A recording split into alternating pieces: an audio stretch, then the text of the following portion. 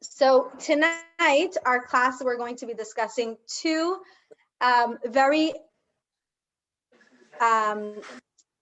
impactful women in Jewish history who are really not well known.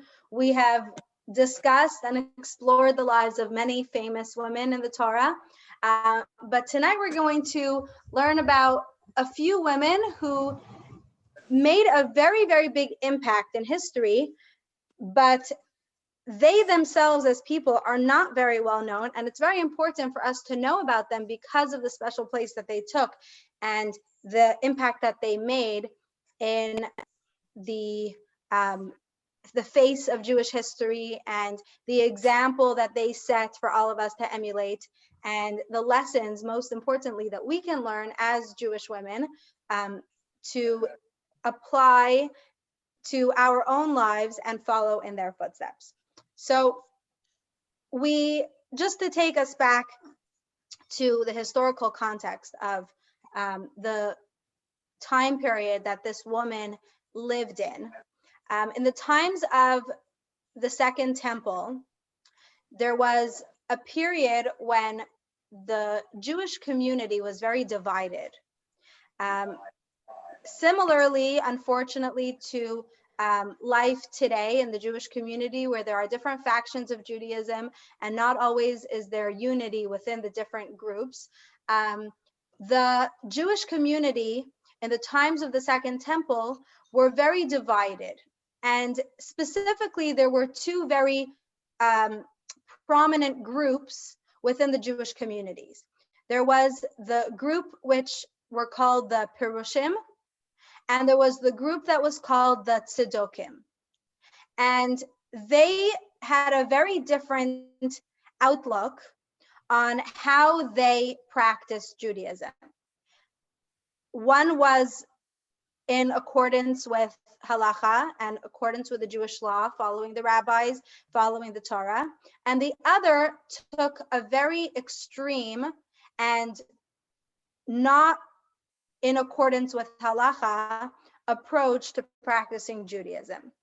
So the way the Torah is established is the way God created, when God gave the Torah to Moshe Rabbeinu on Mount Sinai, Moses brought down the Torah and he taught all of the Torah to the Jewish people. And we've discussed this in the past, but it's worth reviewing this concept for reference of what we're going to be discussing. There were two aspects of the Torah. There's the Torah, which is the 5 books of the Torah, which is what we call the Torah Shebechtav, which is the Chumash, the 5 books of the Torah, and it also has the prophets and the stories of the Torah. And then there's the Torah Shebal Peh, which is the oral Torah, which is the Torah that was passed down from generation to generation. It was not written down until the times of the Gemara and the Mishnah, which is when it was written down so that the Torah should not be forgotten when the Jews were no longer living in one nuclear community. So many things that we know and that we practice in Judaism are sourced in the Torah, but are explained by our sages. For example, most of the laws of Shabbat, what we are allowed to do on Shabbat and what we're not allowed to do on Shabbat, follow the sources of the Torah, but are explained by our sages in the Talmud and the Gemara. So in the Torah, it says that you should not have a fire on Shabbat. Now, our sages teach us that you are allowed to light a fire or warm food or anything before Shabbat, but you're not allowed to light a fire or cook or do anything once Shabbat has begun. So that is the Jewish law, and that is what the Perushim and Orthodox Judaism, if you would want to apply it to nowadays what would have been called Orthodox Jews, follow. The Tzedokim, on the other hand, they took the approach of only following the literal words of the Torah, which means that if it says in the Torah that you should not have a fire on Shabbat, they would sit in the dark the entire Shabbat. They would eat only cold food on Shabbat, even though our sages teach us that you are allowed to light a fire before, you're allowed to leave the lights on before, you're allowed to warm up food before. They wouldn't follow any of that. And there are many, many other examples of things that they would do that they did not follow what the rabbis would teach. They only followed what it said in the literal verses of the Torah. And this created a very, very huge divide in the Jewish community because the rabbis were teaching in accordance with Jewish law. However, the tzeddokim, who were not following Jewish law, were very politically powerful within the government, within the Jewish government, and within the general world in the times when the Roman Empire was coming to power, when there were many different nations that were on the political arena at that time. And the tzeddokim held many positions of power. Unfortunately, they also held positions of power within the government of the Jews. In those days, there were Jewish kings. The Jews were recognized as a nation with their own king, with their own government, and the king would also appoint the high priest in the temple, which brings us to the time period that we are in now. There was a king, his name was King Yanai, and King Yanai was a terrible, terrible king. He was ruthless with the Jewish nation. He would punish those who were insubordinate to his every whim and way by putting them to death. There was a lot of bloodshed during his reign, and he also banished many of the rabbis who were leading the Jews at that time because he was part of the Tzeddoki party, and he did not want that the Jews who kept the Torah properly should have any positions of power. His wife was Queen Salome Alexandra, and she was the sister of one of the great rabbis. Now, she was a beautiful woman, and in those days, women were not really known for their political opinions. And when men would marry women, they didn't care so much what the woman's political view was or which party she was part of, because the women didn't usually influence their husbands and take a position of leadership within politics. So she was a beautiful woman. She was a very nice woman. He loved her. He married her. She became the queen, and she was very strongly opposed to her husband's reign of terror. However, her husband was not listening to anything that she had to say in the matter. But unfortunately, he met a very untimely death and he passed away. She then married his brother, who became the next king. And his brother, the new King Yanai, was very different than his brother. He was very involved in the military. He took care of the Jewish army, and he left his wife, the queen, to take care of all internal affairs. He was off at war and she was on the home front. And as queen, she very slowly and very carefully started making little changes in the Jewish government to bring the rabbis back into the picture. And what she started accomplishing was basically undoing all of the damage that her first husband, who had been king, had caused. Now, this was a very dangerous move because she was going against all of the political leaders of her time. And she was a woman. In those days, that was a very non-typical situation for a woman to be in. And yet, she knew that it was the right thing to do. And she was willing to stand up for what she felt and what she knew was right. And so she slowly began changing the face of the political arena that she was controlling. Her husband, her second husband, the king, as well, did not live for very long.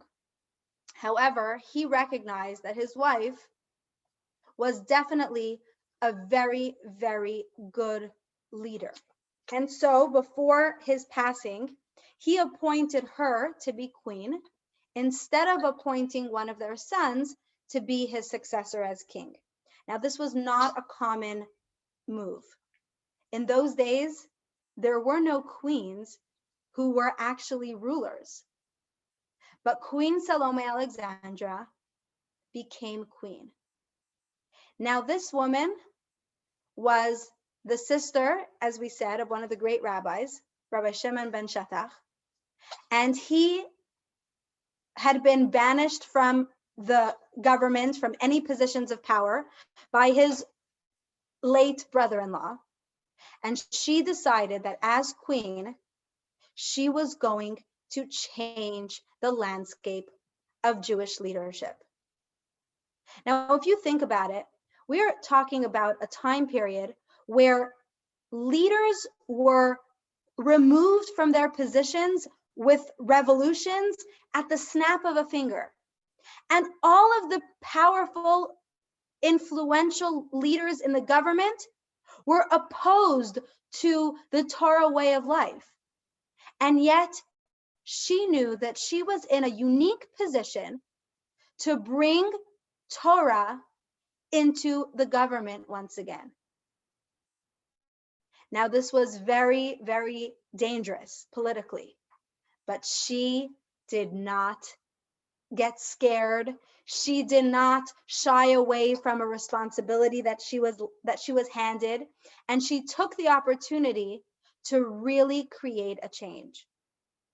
Queen Salome Alexandra was leader of the Jews, the queen, for almost 10 years. During that time, she brought the Jewish people closer to religion. She appointed rabbis into positions of power. Even politically, she made wonderful political alliances with other countries that later served the Jewish people very, very well in future times during future wars.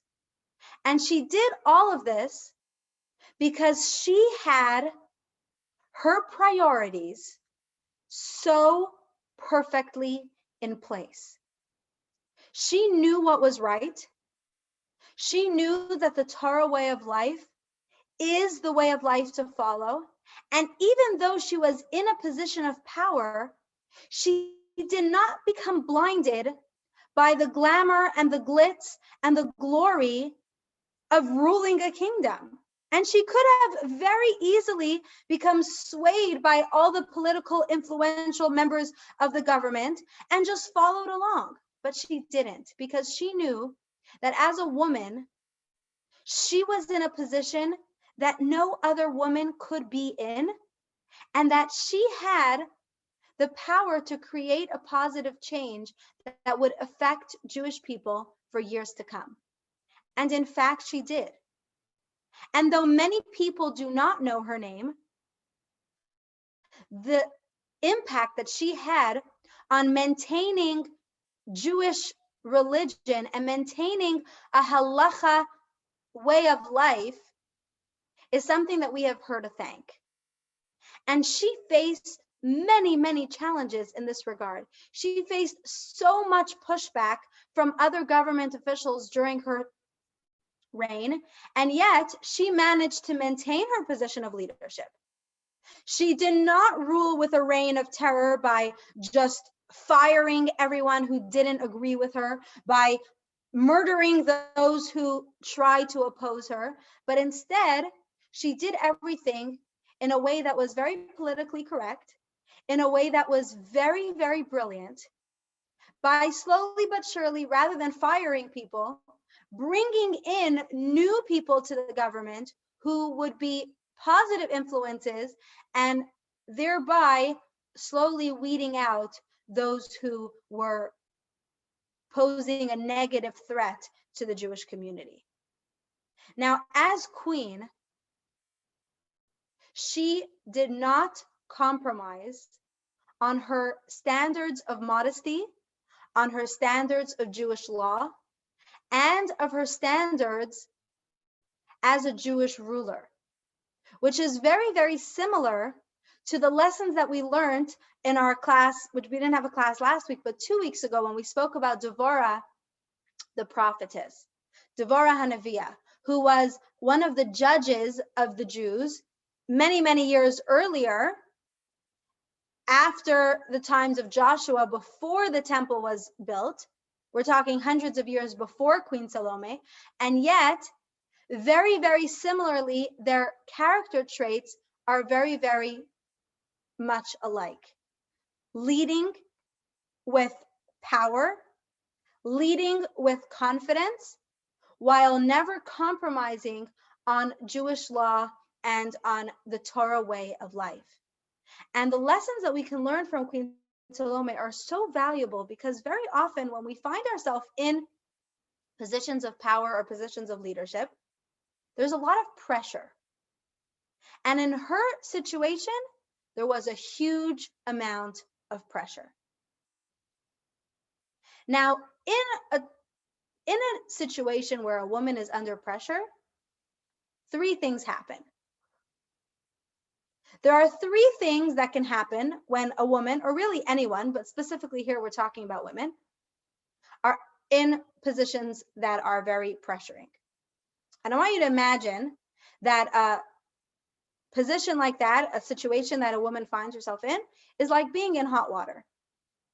So imagine a pot of boiling water, and you all know how to cook enough that you'll be able to understand this scenario. So imagine a pot of boiling water, and you have 3 pots. A pot of boiling water 1, pot number 2, pot number 3. In one pot, you place a potato in the boiling water. What's going to happen to the potato? Anyone care to help me out? What happens when you boil a potato? Gonna get soft. It'll become soft. A hard potato becomes soft. Pot number 2,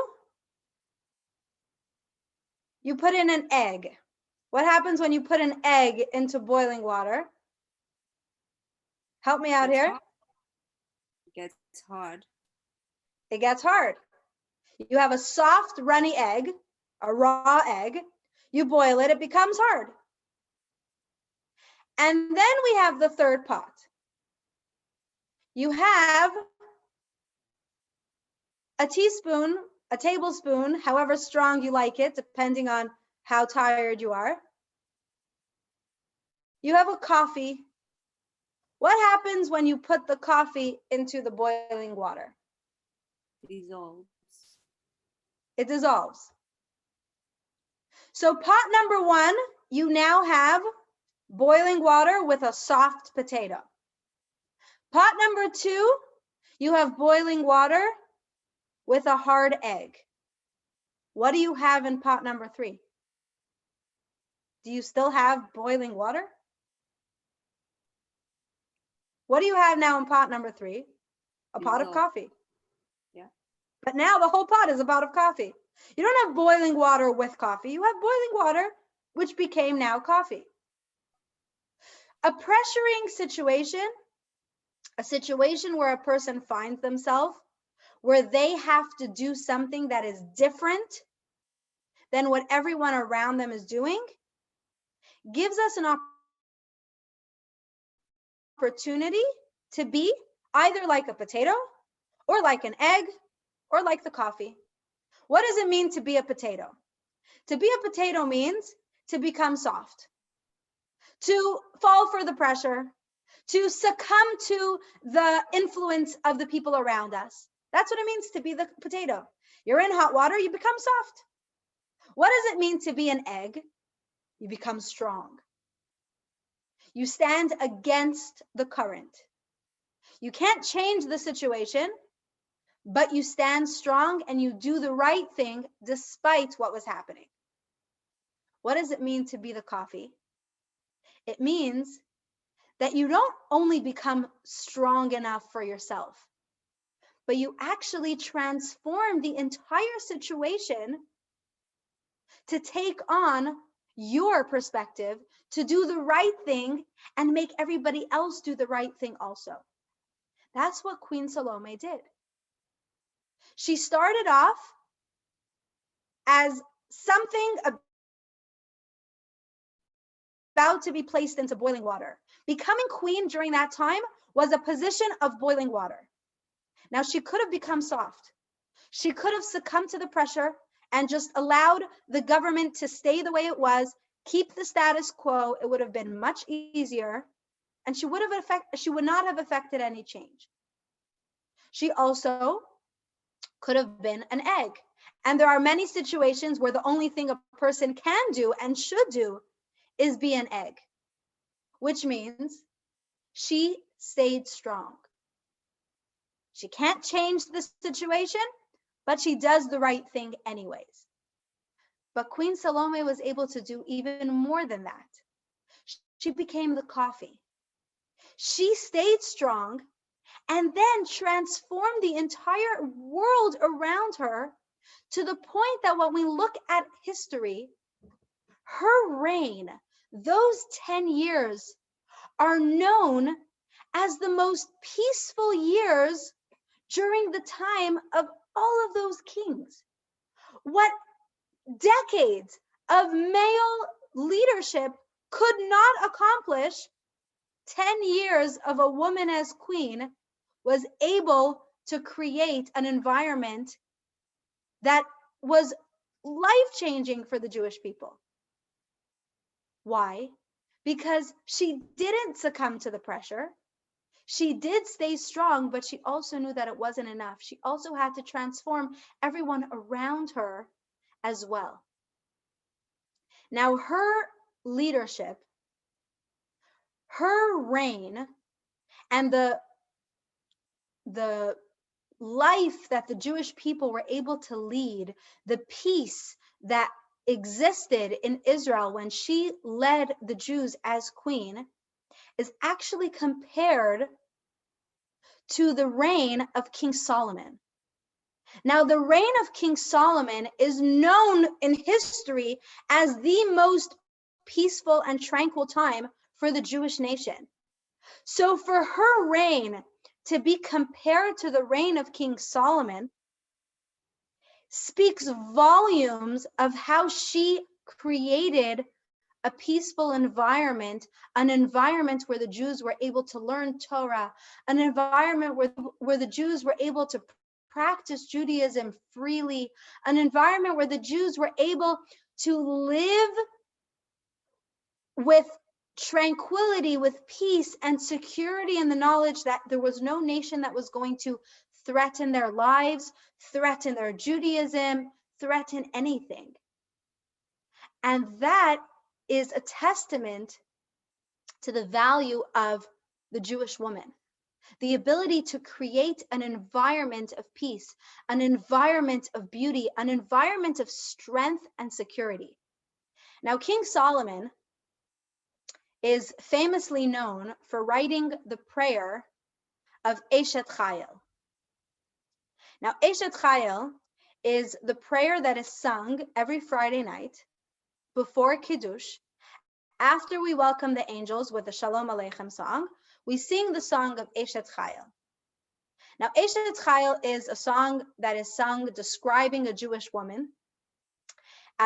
We sing it on Friday nights because we're singing it about a queen, and Shabbat is compared to a queen. But actually, though it sounds like a love song, and it sounds like a song that a man would have written for his wife, King Solomon actually wrote it in dedication to his mother. Solomon's mother was Batsheva. Batsheva was a woman who married King David, King Solomon's father, David HaMelech, and the story surrounding their marriage is actually quite scandalous. Batsheva was a married woman. She was married to a very prestigious and prominent soldier, and King David In those days, men married more than one wife. Specifically, kings had many wives. And Batsheva was a beautiful woman. And the story goes in the Torah that one day King David was outside and he actually saw her bathing. The sages explained that she was actually using the mikveh at that time. And he saw her beauty and he wanted to marry her. And he orchestrated events to send her husband to the war, where he ended up being killed, and he married her. Now, the story, as it's told in the Torah, seems very scandalous, and yet the offspring of David and Batsheva is King Solomon, which obviously means that for such a great king, who was the one who built the first temple and who is known as one of the greatest sages of our time, one of the wisest men, King Solomon, if he was born of such a union, then it obviously must have been something that God wanted. And King David was such a great tzaddik. Obviously, if he wanted to marry her, it couldn't have been just because she was beautiful. And the Torah explains the story of David and Batsheva in great detail, explaining that actually when he saw her beauty, he saw the beauty of her soul, and he recognized that she possessed the other half of his soul. And in order for him to have a child that would be the next king, he had to marry her. And that is why Batsheva,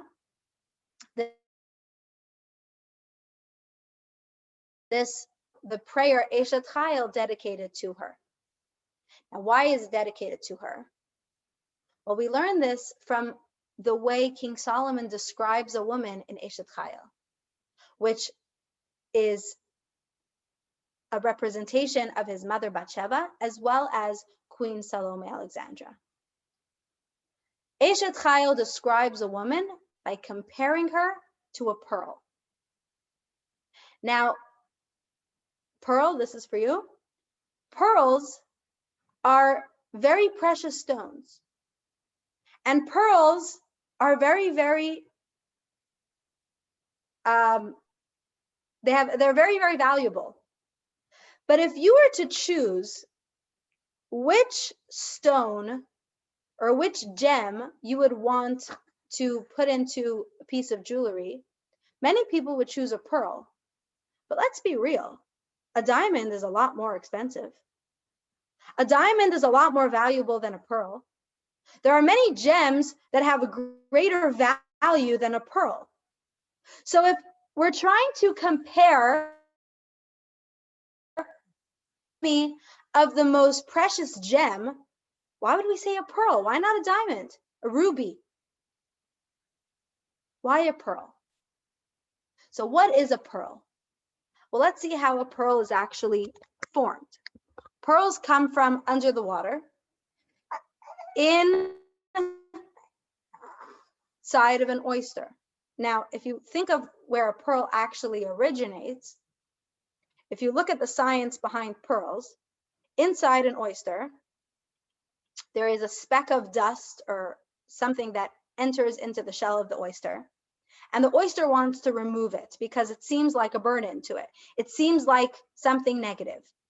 And so it's constantly creating friction to get rid of this piece that's stuck in its shell. Now, what happens because of the friction? This piece starts growing.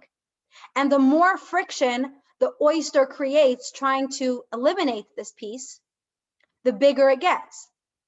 And so the friction actually causes the growth of a pearl.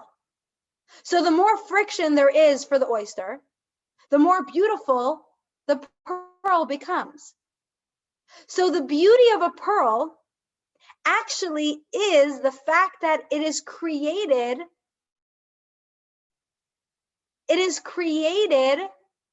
from hard work. It is created from something that seems to be a negative. And that is the beauty of a woman. That is the beauty of a Jewish woman.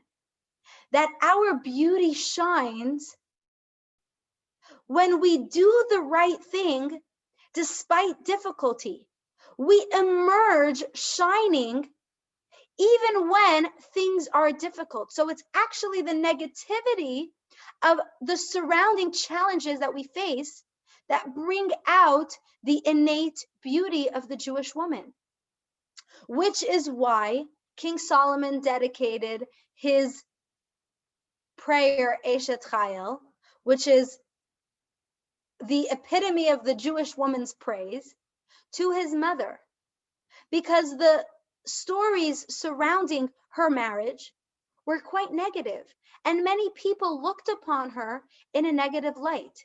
Yet, she remained true to what was right.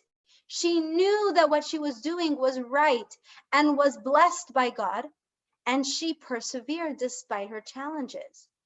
And she created a beautiful environment. She created a beautiful situation, which resulted in the birth of her child, who ended up being King Solomon.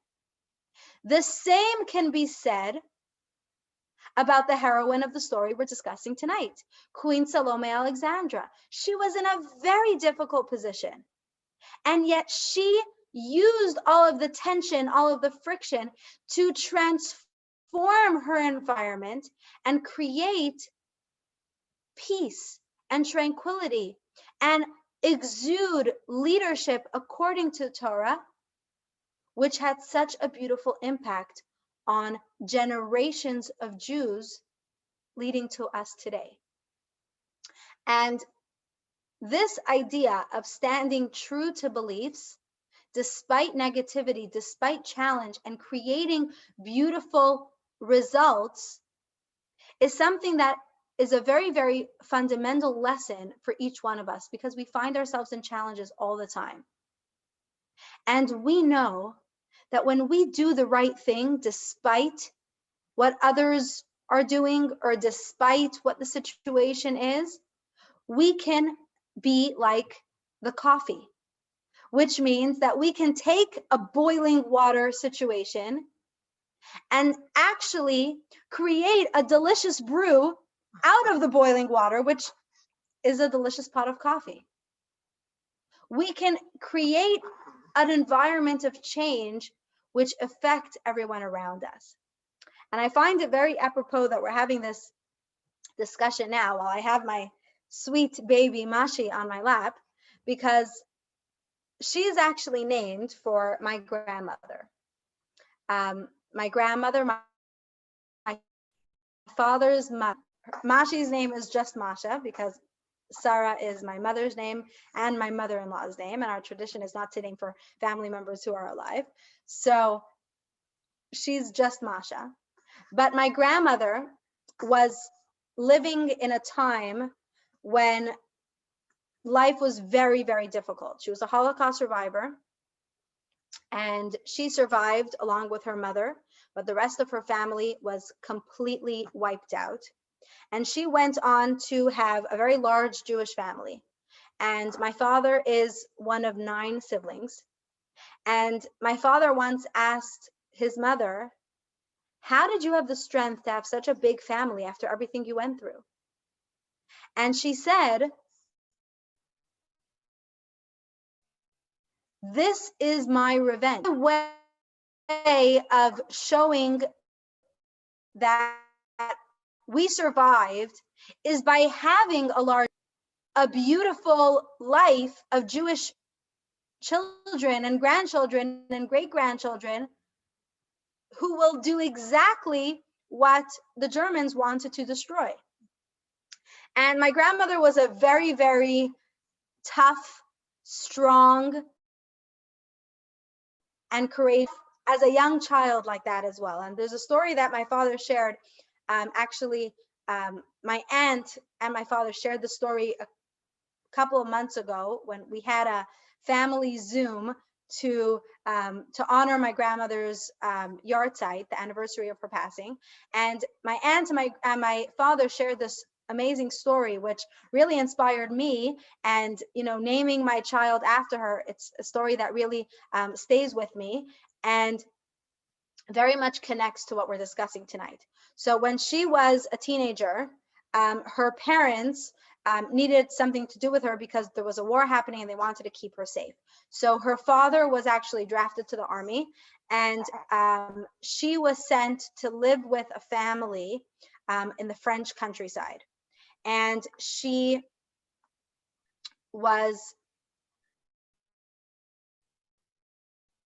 ended up somewhere near France or Belgium, somewhere in that area, and was living with them as if she was a niece of theirs.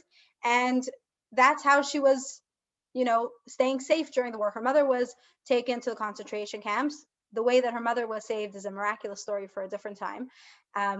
And she was living with this family in the countryside. And there were rumors that the Gestapo were coming to this, and the family that was taking care of her needed somewhere to put her because they were scared that the soldiers would figure out that she was a Jewish girl and they would take her. Not only would they take her, but they would be very severely punished for harboring a Jewish girl during the Holocaust. And so they were looking for somewhere to hide her for the few days that the Germans would be in their area. So they found out that there was a monastery for Christian girls, and one of the nuns was secretly hiding Jewish girls. And so they made up some sort of deal that she would go stay in this monastery and this convent during the time when the Gestapo was there. And in the middle of the night,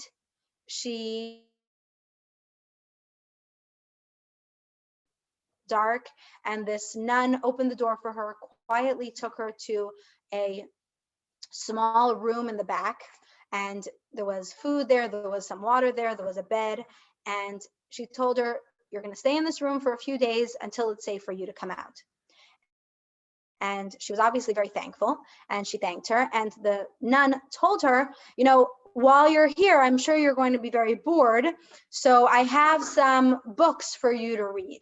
Now, she obviously had an ulterior motive to enlighten my grandmother to the ways of Christianity, and she had Christian books for her to read. My grandmother was very polite, and she thanked her, and she closed the door. As soon as she closed the door, my grandmother took these books, put them in the corner, covered them. She didn't want to see them. And she took out from the folds of her skirt a small siddur and tehillim that she had always with her at all times. And she took this prayer book and she spent the next few days praying and saying tehillim and connecting with Hashem and asking God to protect her. When the few days passed, the door opened and this nun was at the door, and she told her, "It's safe for you to go, but you're welcome to stay." And my grandmother was a proud Jewish girl, and she said, "Thank you, but no thank you." And it was the middle of the night. And she said, "Why don't you stay till the morning?" So the next morning, in broad daylight, it would not be very safe for my grandmother to leave. She would just walk out of the monastery just like that. What would happen? And my grandmother realized that there was some sort of plan going on there. So she was waiting to see what would happen. In the middle of the day, she's just going to walk out of the monastery and no one's going to suspect anything. What's going to be? So the nun came to her and said, "So did you read any of these books that I left you?" And she said, "No." And the nun looked curious. She said, "Why not? You must have been so bored during all this time. Why not? It's so interesting. There's so much in there for you to read. You're welcome to stay with us, follow our way of life. You'll be much safer here." And she said, "No, thank you. I spent my time praying to my God." Now the nun started getting quite impolite and quite abrupt. And she said, "But you didn't read the books that I gave you? Do you know that I just saved your life?" And she realized then and there exactly what was going to happen. that if this Jewish girl, my grandmother, if she would not agree to follow whatever Christian doctrine this nun was trying to, she would send her out in broad daylight. And right then and there, she had a choice to make. Now, the pressure was very strong because walking out of that monastery was very dangerous. It was life-threatening to just walk out there. Who knew who was on the street who would recognize her as a Jewish woman, as a Jewish girl? And inside, there was also this pressure. Maybe she should just stay, give up her Jewish beliefs, but stay protected, at least until the end of the war. And that is when she was in this boiling water. She could have been like a potato and been soft. She could have been like an egg and be hard. She knew that she could never be coffee because she would not be able to change her environment. But in order to one day be able to create a proper environment, she had to make a choice. And the choice she made right then, she looked at the nun. She said, "Now I understand Christian kindness. Thank you." And she walked out that door. That was bravery like no other. She was literally putting herself in a position that was life and death. But she realized that this Christian kindness, quote unquote, was really to capture her soul. So while she was very grateful for the protection during that time, she knew that it was Hashem who had been protecting her, not this nun. And so while not being rude, she definitely did not stay. She walked out into the broad daylight. God was protecting her and she made it back to that family. And through many, many miracles, she survived the war. And that was when she realized that it is Hashem who is protecting each of us. And when we are in a position where we can either become very soft and fall into the pressure, or we can stay strong in our beliefs and do the right thing, we have a choice to make. And because she chose to stay strong, just like women throughout history, Jewish women who did the right thing despite what the pressures of the surrounding era and the surrounding situations are, she was able to create a proper Jewish environment that now, today, I am able to sit here with a child named for her, following the Torah way of, because the Torah way of life is what keeps Judaism alive. And following what is right and doing what is true and observing the way the Torah wants us to live our life is the only way that we can survive. And we have situations where we can be a queen. We can be like Queen Salome, Alexandra, and do what is right and use our positions of leadership to effect positive change. And that is when we create an environment of peace, an environment of safety, an environment of security and tranquility for ourselves and for everyone around us. So tonight, I encourage each of us to be the queen. And regardless of how big or how small your kingdom is, you can be a queen. The question is, what kind of leader are you going to be? Are you going to be a leader like Queen Salome Alexandra, or God forbid the opposite? And I think that we each have the power to do difficulties, and that is how we can each be a link in the chain that creates future generations who will continue doing the right thing. So l'chaim to each of us to be able to stay strong, do what's right, and l'chaim, Ashi. She's saying l'chaim to each of you, that we should be able to effect positive change. So ladies, this actually concludes our series about Jewish women. Our next classes, we will be discussing a different topic. We'll be discussing a new topic. So if anyone has any suggestions of topics that you would like for us to discuss, please let me know before I plan our next series. And we'll also be having a special class for Tu B'Shvat coming up soon. So I look forward to future classes, B'ezrat Hashem, with different topics and different ideas that we'll be learning about. So if anyone again has any suggestions or ideas, please let me know. You can post it in the class or post it in the chat or send me a private message. I wish everyone good night. Yes, please ask. Would you ladies at the end of January, if we started our Torah classes at the in my backyard, would you come? Laura's far away now. I can speak for Laura. Yeah, It's hard, right? I'm almost. And me, the end of January. I mean, I feel kind of, if it's a small group. Yeah, and it would be up totally outside, 6 feet apart, chairs, everything. Right. Yeah. The truth is, what I think would be a good idea is, Pearl, we can do it by you and have a Zoom option. Which means we can do Zoom from your house as well. So if anybody doesn't feel comfortable, they can join on Zoom as well. Yeah, because the weather is getting really nice. We Yeah, can all true. sit Yeah, outside. it is. You know, we have plenty of room to sit so separate. You don't even have to come I have in a the house. microphone if you want. I have a karaoke machine you can use as a microphone if necessary. What did you say? Can you hear me? Yeah, now I hear you. Oh, okay. We have a karaoke machine with a microphone if necessary.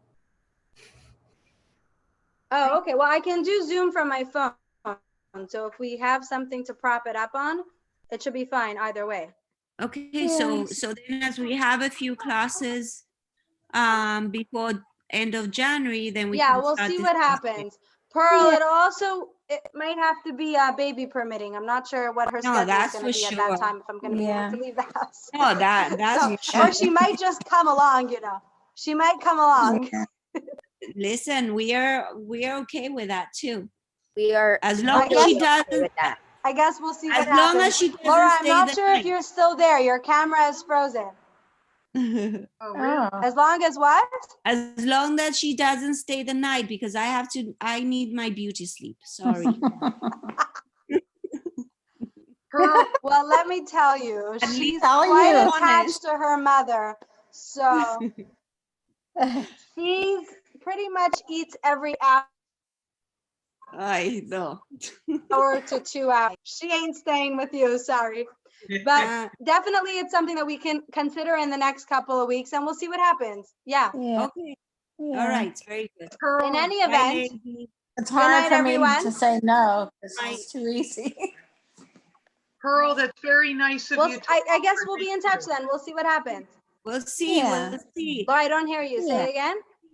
Oh, I was saying, letting Pearl know it's very nice of her to offer. And of course, it's wonderful of you to do this. And we'll go for you if you live far away too. You'll what? Where do you So live you know now? what? Let's be in touch in the next couple of weeks and we'll see what happens. All right. All righty. That sounds good. All righty. Bye. Ladies. Wonderful. Thank you. Bye-bye. Wonderful. Well, good night, everyone. All righty. Thank you for joining. It's always great seeing everyone. Thank you for getting us together and teaching us. Good night. Good night.